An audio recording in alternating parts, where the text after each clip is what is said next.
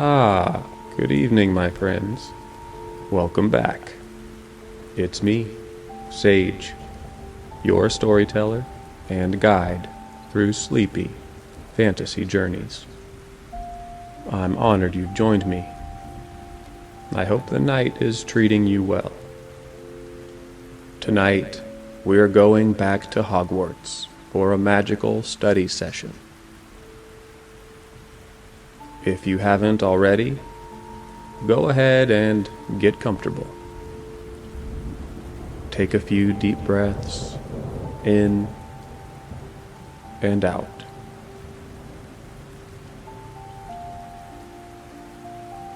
Wherever you've been today, whatever you've done, it's time now to let it all go. It's time now to relax. Tonight, you'll experience the gentle rhythm of studying for your O.W.L.S examinations in the warm glow of the library, surrounded by ancient books and the soft patter of rain and distant thunder. You'll wander through moonlit corridors, discover quiet corners of the castle, and settle into the comforting routine of magical learning. Let the sounds of turning pages and scratching quills carry you into a world where knowledge flows like magic itself, and every moment brings you deeper into restful tranquility. Our journey begins now.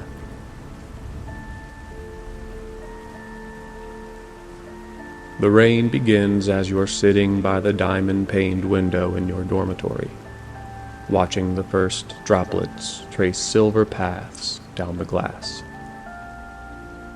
Outside, the Hogwarts grounds are transforming under the gentle assault of an autumn shower. The forbidden forest sways in the distance, its ancient trees bending gracefully in the wind, while the great lake reflects the gray sky like a mirror made of pewter and dreams. You gather your study materials with the practiced efficiency of a fifth-year student who has learned to balance the weight of knowledge with the lightness of wonder.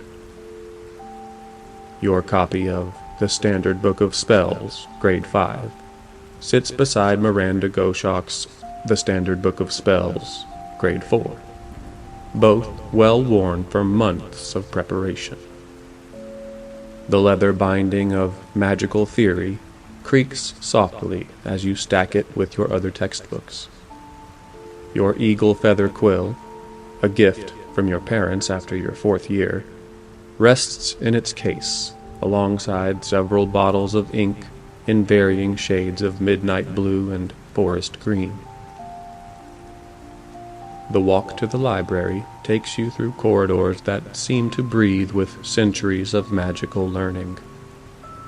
Your footsteps echo softly against the stone floors, joining the symphony of sounds that make Hogwarts feel alive. The distant murmur of students in other parts of the castle, the soft hooting of owls in the owlery, and the ever-present whisper of magic that blows through the very walls. The portraits lining the hallways nod sleepily as you pass, some already dozing in their frames, while others watch the rain through painted windows with expressions of contentment. You pause for a moment beneath a particularly beautiful tapestry depicting the 4 founders of Hogwarts.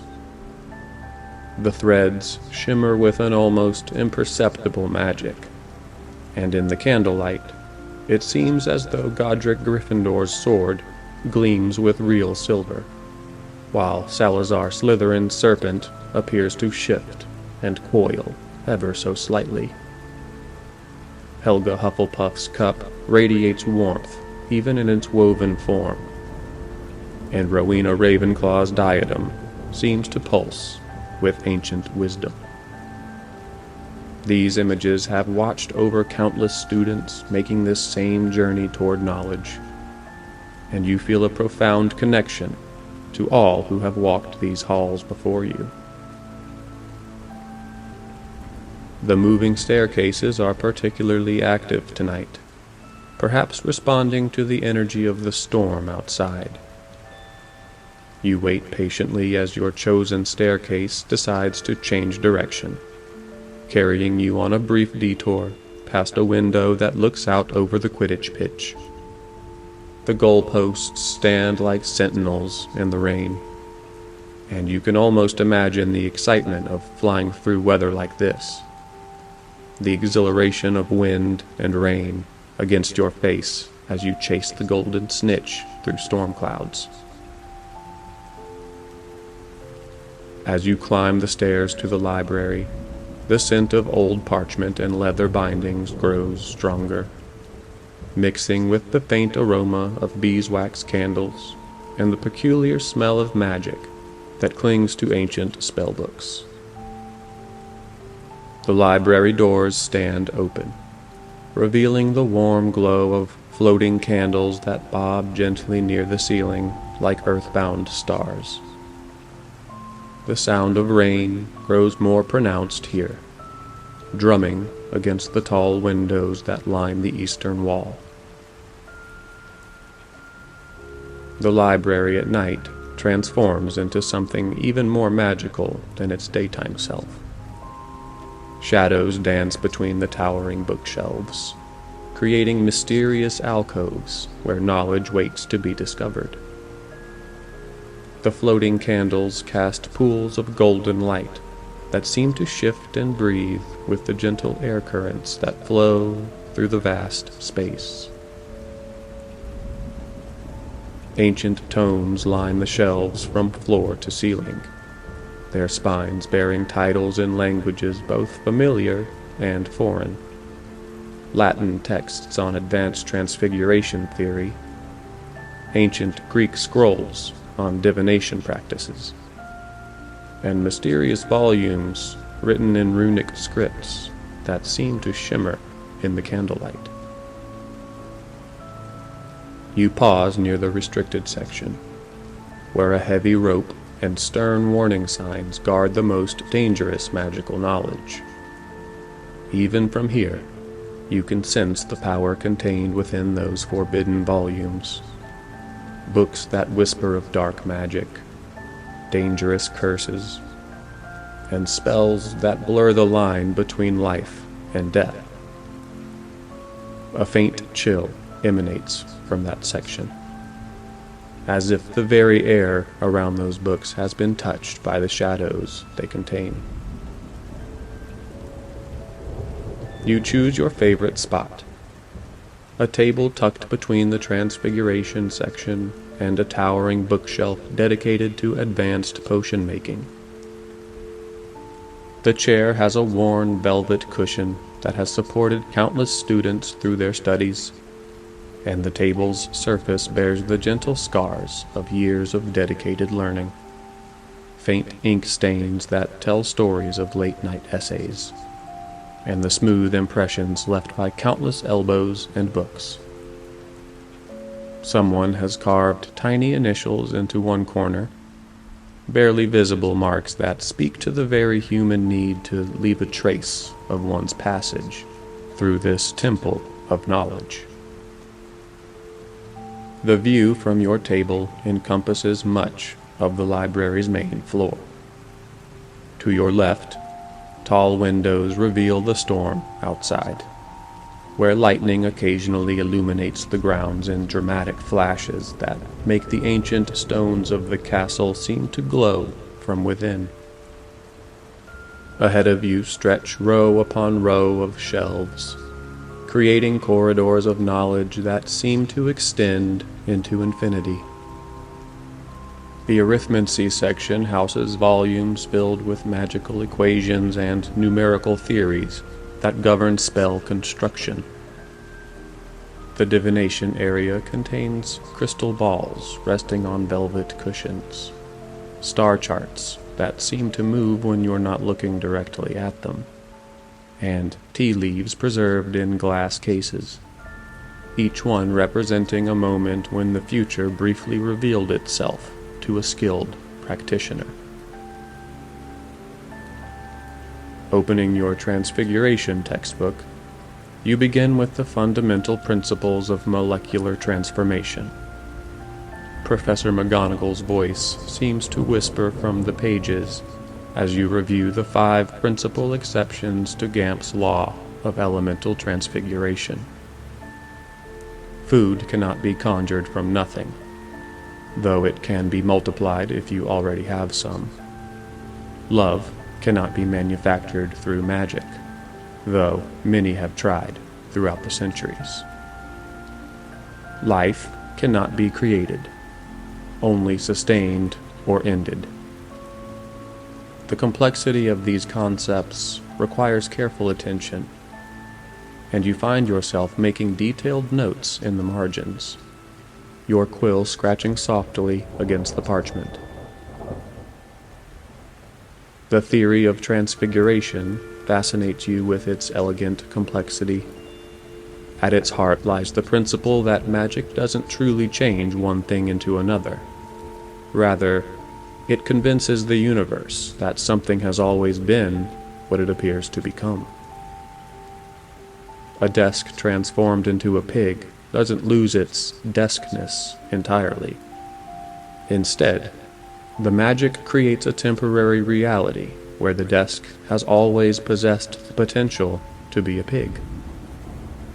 This philosophical concept makes your head spin slightly, but in the most delightful way, as you begin to understand the profound implications of magical theory.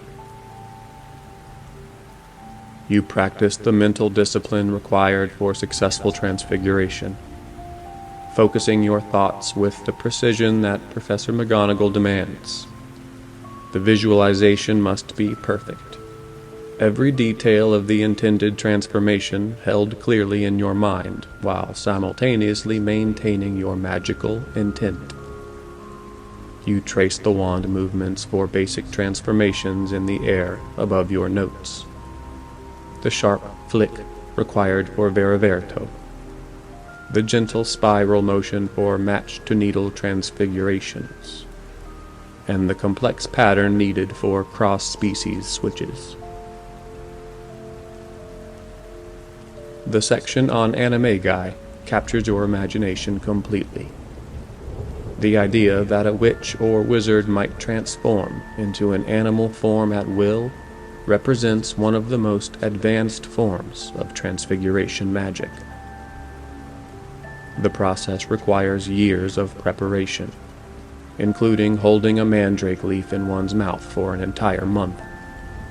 And the final transformation must be registered with the Ministry of Magic. You wonder what animal form you might take, should you ever attempt such advanced magic. The animal form reflects something fundamental about the wizard's personality and spirit. Professor McGonagall's tabby cat form, for instance, perfectly captures her alert intelligence and independent nature. Around you, other fifth-year students have claimed their own territories in this vast repository of knowledge.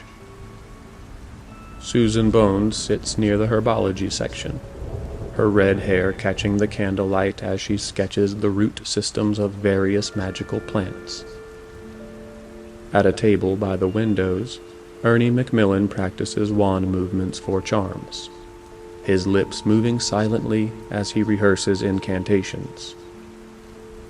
Near the restricted section, you notice Hannah Abbott carefully copying notes from magical drafts and potions, her quill pausing occasionally as she works through particularly complex brewing instructions. The gentle sounds of their studying create layers of peaceful activity.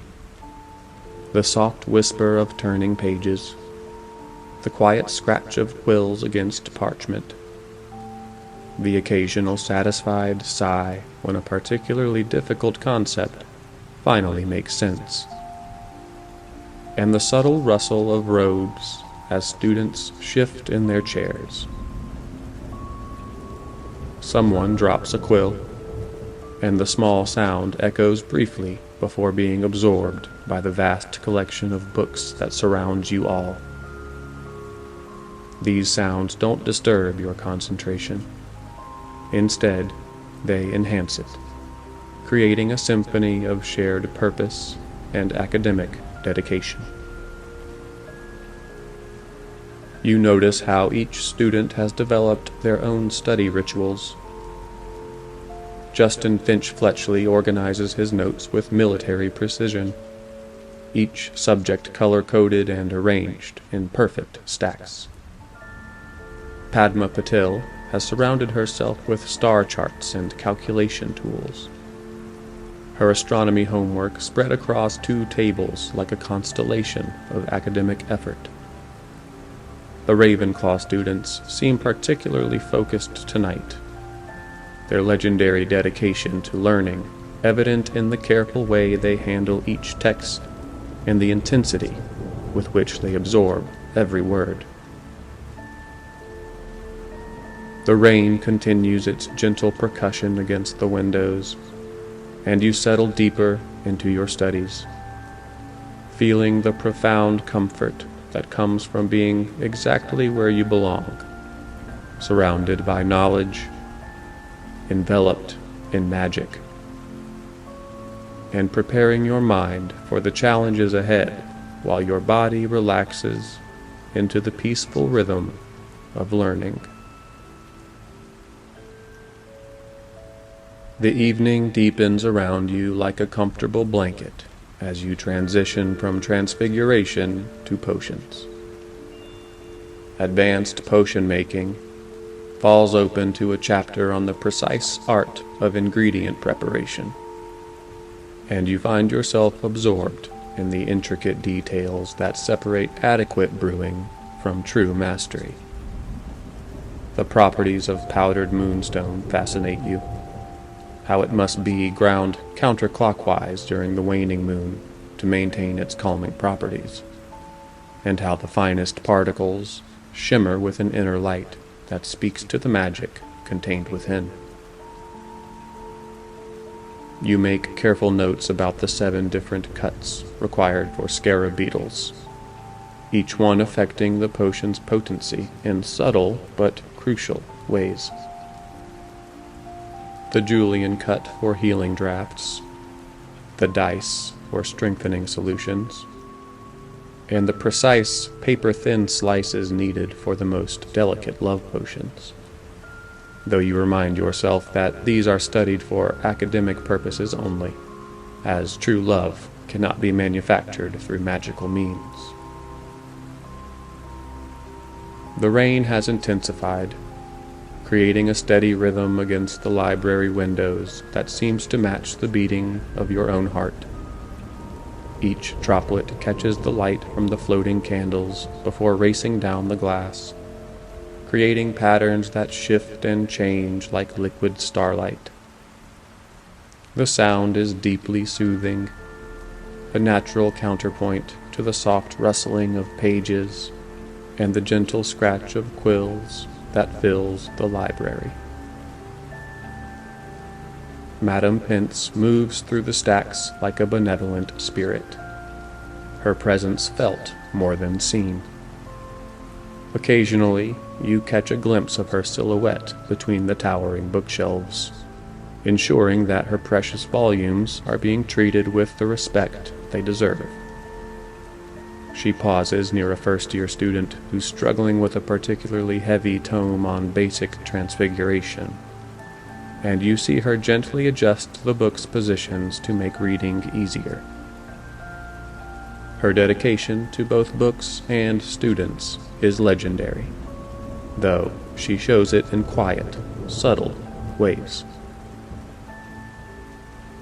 You turn your attention to Defense Against the Dark Arts, opening Dark Forces A Guide to Self-Protection by Quentin Trimble. The chapter on boggarts draws you in with its detailed explanation of how these shape-shifting creatures feed on fear and uncertainty. The spell, Ridiculous, works not just through the incantation, but through the genuine transformation of fear into laughter. A reminder that sometimes the most powerful magic comes from changing your perspective rather than changing the world around you. The section on Dementors makes you shiver slightly, despite the warmth of the library. These hooded creatures, with their ability to drain happiness and hope from their surroundings, represent one of the darkest aspects of the magical world. You read carefully about their feeding habits, how they consume positive emotions and leave behind only the worst memories. The description of their presence, the sensation of cold that penetrates to your very bones, the way they make victims relive their most terrible experiences, serves as a sobering reminder of why defense against the dark arts is so crucial. The theory behind Patronus charms captivates you completely. The idea that your happiest memory can take physical form, that joy itself can become a shield against darkness, speaks to something profound about the nature of magic. You practice the wand movement quietly, your hand tracing the complex pattern that Professor Lupin had demonstrated, the initial upward sweep, the gentle spiral, and the final flourish that sends the silvery guardian forth. Though you don't speak the incantation aloud, Madam Pince would certainly disapprove of casting spells in the library, you mouth the words silently, Expecto Patronum. You pause to consider what form your Patronus might take. The animal that emerges is deeply personal, representing something fundamental about your character and spirit. Some students produce majestic creatures like stags or eagles, while others manifest smaller but equally meaningful animals like rabbits or cats. The important thing, according to the text, is not the size or perceived power of the creature, but the strength of the happy memory that fuels it. The light of your wand casts a warm, steady glow across your parchment as you take detailed notes. The light wavers slightly with each small movement of your hand, creating dancing shadows that seem to bring your words to life on the page. You've developed a personal shorthand over the years, symbols and abbreviations that help you capture complex magical concepts quickly while maintaining the depth of understanding necessary for O.W.L.S success. The hours pass with the gentle inevitability of turning pages. A grandfather clock in the corner of the library marks the passage of time with soft, melodious chimes that blend harmoniously with the ambient sound of study and storm.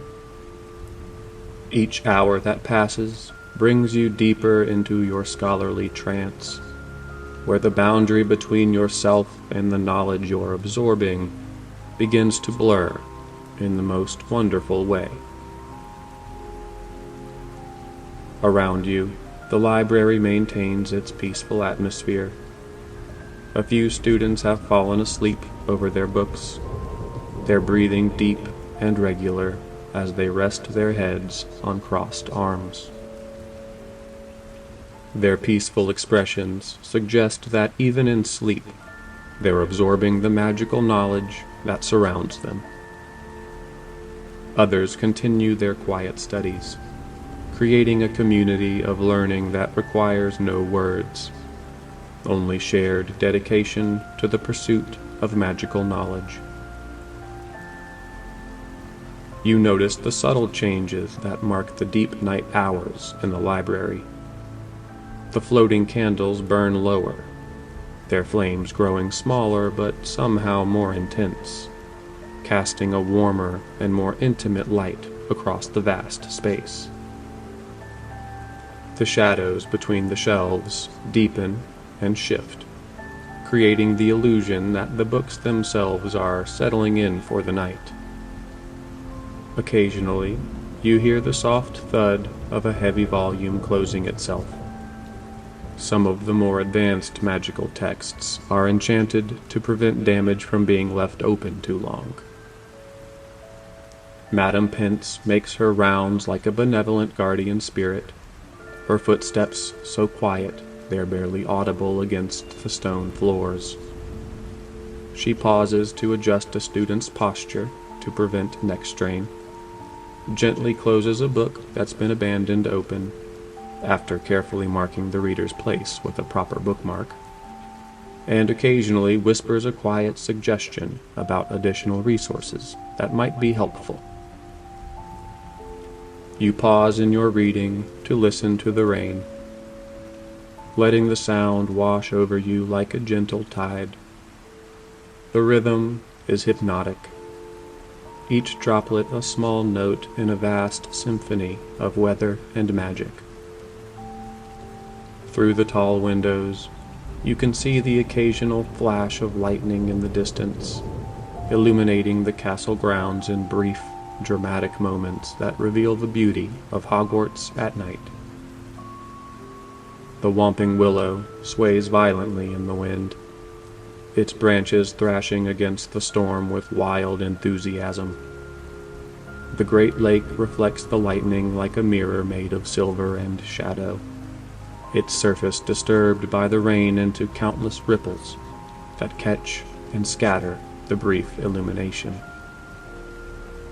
The thunder that follows is soft and distant, more like the purring of some enormous, contented cat than the harsh crack of a storm.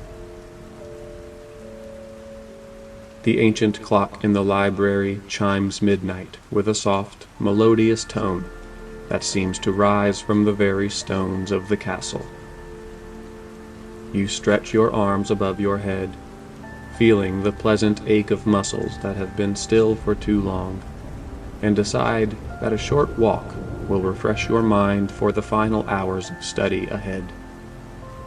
You bookmark your place in magical theory and gather your wand, leaving your other materials to mark your territory in the scholarly landscape of the library. The corridors of Hogwarts at midnight are transformed into something even more magical than their daytime selves.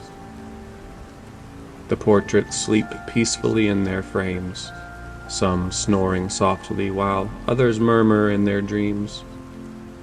Sir Cadogan appears to be having an adventure, even in sleep, his painted sword twitching as he battles imaginary foes. The fat lady's frame is empty. She's likely visiting friends in other paintings, as portraits are known to do during the quiet hours of the night. Your footsteps echo softly against the stone floors as you make your way toward the astronomy tower. The rain continues its gentle percussion against the windows you pass, and occasional flashes of lightning illuminate the corridors in brief moments that reveal the intricate stonework and ancient tapestries that line the walls. The suits of armor stand at attention in their alcoves, and you could swear you see one of them shift slightly as you pass, though it might just be the play of shadows and wand light. The spiral staircase to the astronomy tower is narrow and steep, winding upward through the heart of the castle like a stone spiral shell. Your hand trails along the cool stone wall as you climb, feeling the slight roughness of centuries-old masonry beneath your fingertips. The steps are worn smooth by countless feet, students hurrying to astronomy lessons, professors making their way to conduct research, and night wanderers like yourself, seeking a moment of peace and perspective. Small windows punctuate the stairwell, offering glimpses of the storm as you ascend. Through these narrow openings, you catch fragments of the wild night outside. Rain streaking across ancient glass, lightning illuminating distant mountains, and the occasional glimpse of an owl battling against the wind as it carries its message through the tempest. The sound of your footsteps echoes in the confined space, creating a rhythmic accompaniment to your steady climb toward the stars. At the top of the tower, you step out onto the main circular platform. The rain has softened to a gentle mist that seems to hang in the air like a veil between the earthly and the celestial. The night sky is mostly hidden by clouds, but occasional breaks reveal glimpses of stars that twinkle like diamonds scattered across black velvet. A dragon-like constellation is visible for a moment, sprawling across the northern sky before disappearing again behind the moving clouds. The brass instruments used for astronomical observations stand like silent sentinels around the tower's perimeter. Telescopes of various sizes point toward different quarters of the sky, their lenses temporarily clouded by the mist, but ready to reveal celestial wonders when the weather clears. An astrolabe sits on a pedestal, its intricate bronze circles and markings designed to map the movement of planets and stars with mathematical precision. These tools represent centuries of human effort to understand the cosmos, and standing among them makes you feel connected to generations of astronomers who have sought to read the future in the movements of celestial bodies. The view from the astronomy tower encompasses the entire grounds of Hogwarts. Even in the dim light of the storm, you can make out the major landmarks that define your magical home. The Forbidden Forest stretches like a dark sea to the east, its ancient trees swaying in unison as if moved by some vast, invisible current.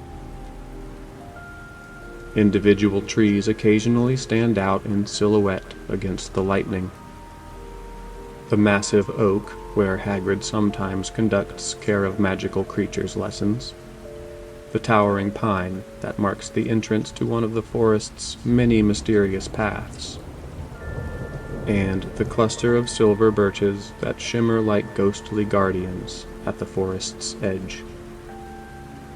From this height, you can see the lights of Hagrid's hut glowing warmly in the distance, a small beacon of comfort on the edge of the Forbidden Forest.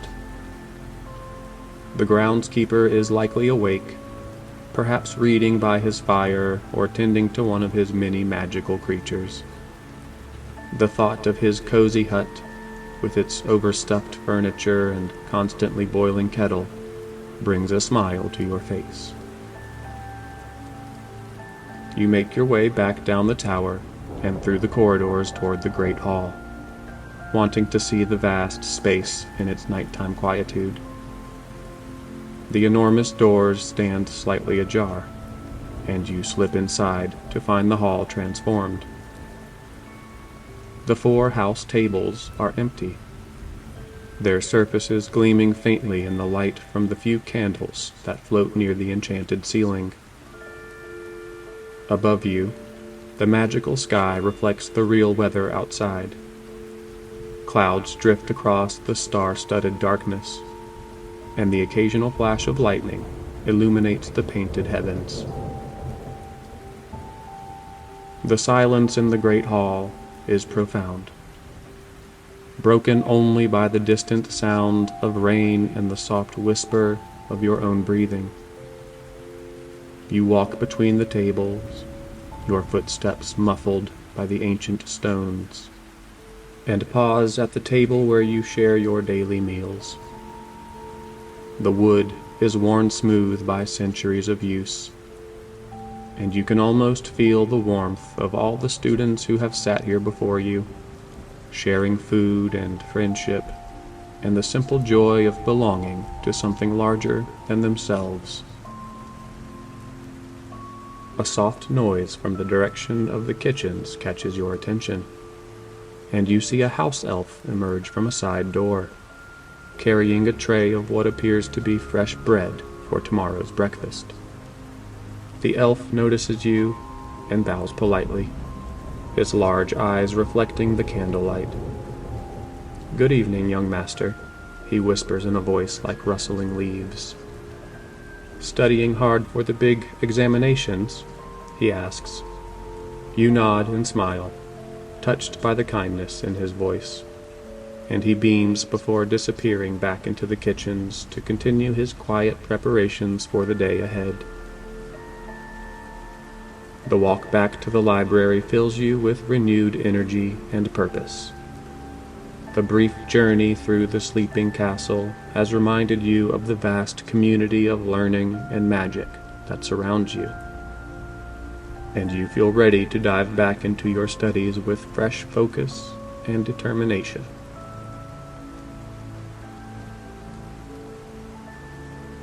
Settling back into your familiar chair, you feel the deep satisfaction of returning to a perfectly arranged study space. Your books wait exactly as you left them, your notes spread across the table like a map of magical knowledge.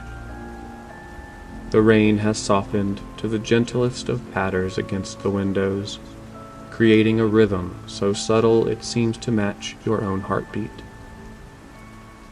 You open 1,000 magical herbs and fungi, ready to immerse yourself in the fascinating world of herbology. The chapter on mandrakes captures your attention immediately.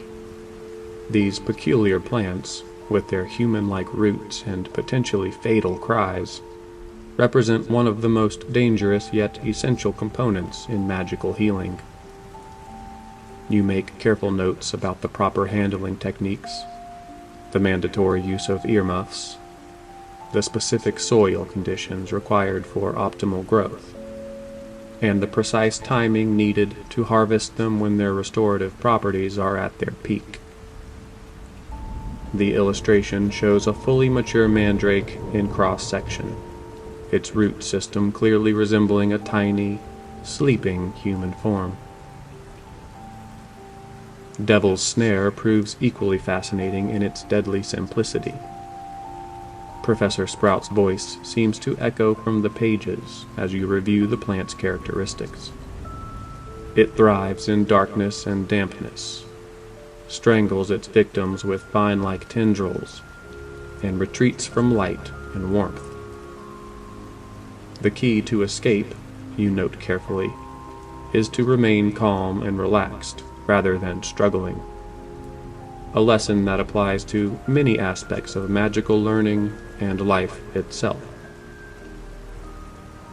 As you transition to the Monster Book of Monsters, for care of magical creatures, you handle the temperamental textbook with the respect it demands. A gentle stroke along its spine calms the book enough to open properly, revealing detailed information about the creatures you'll need to know for your owls. The chapter on Thestrals draws you in with its reminder that these skeletal, winged horses can only be seen by those who have witnessed death. Their gentle nature, despite their fearsome appearance, speaks to one of the fundamental truths about the magical world, that things are rarely what they seem on the surface. Hippogriffs require a different kind of understanding, one based on mutual respect and proper etiquette. You review the crucial steps, approach with confidence but not arrogance, bow and wait for acknowledgement, and never insult a hippogriff's pride. Buckbeak's story, whispered among students throughout the school, serves as a reminder of how political tensions can affect even the most majestic of magical creatures. Around you, the library begins to show signs of the approaching dawn. One by one, your fellow students gather their belongings and make their way back to their dormitories. Susan Bones waves quietly as she leaves, her arms full of herbology texts and her face showing the satisfied exhaustion of a productive night's work. Ernie Macmillan follows shortly after, still practicing wand movements as he walks, his dedication to charms evident in every gesture. You organize your notes with the methodical care of someone who has learned to value knowledge not just for examinations, but for the deeper understanding it brings. Your parchments are covered with diagrams, spell formulas, and careful observations that represent hours of dedicated study. The margins contain your own insights and connections, moments when pieces of magical theory suddenly clicked together in your mind, like pieces of an intricate puzzle. Madame Pince appears beside your table, as if materializing from the shadows themselves. "Excellent work," she says quietly, her voice carrying the warmth of someone who truly appreciates dedication to learning. The library will be closing soon for cleaning, but you've made wonderful use of your time here. Her approval is a recognition of the sacred nature of the work you've been doing throughout this long, peaceful night. As you pack your materials, you feel the deep satisfaction that comes from time well spent. Your mind is full of magical knowledge, spells and potions, creatures and plants, theories and practical applications that will serve you well in your upcoming examinations. But more than that, you feel connected to the vast tradition of magical learning that flows through Hogwarts like an invisible river, carrying the wisdom of centuries and the promise of discoveries yet to come. The first rays of actual sunlight are beginning to filter through the diamond-paned windows as you make your way toward the library doors. The golden light transforms the familiar space into something almost ethereal, touching the spines of ancient books and casting long shadows between the towering shelves. Your footsteps echo softly as you walk, but the sound is comfortable now, not the hollow echo of an empty space, but the satisfied footfall of someone who has spent the night in communion with knowledge. As you leave the library and make your way through the awakening corridors of Hogwarts, you carry with you more than just the magical knowledge you've absorbed through this long night of study. You carry the peace that comes from dedicated work, the satisfaction of preparation well done, and the profound comfort of belonging to a world where magic and learning intertwine like golden threads in an endless tapestry. Let yourself drift now into the same peaceful state that has surrounded you throughout this night. Feel the gentle weight of accomplished study settling over you like a warm blanket, and allow the soft rhythm of rain and the whisper of turning pages to carry you into the most restful sleep, where dreams of magic and knowledge blend together in perfect harmony. The castle sleeps around you, its ancient stones holding centuries of such nights, and you are part of that timeless tradition of learning growing, and finding peace in the pursuit of wisdom. Sleep well, young scholar. Hogwarts watches over you, as it always has, as it always will.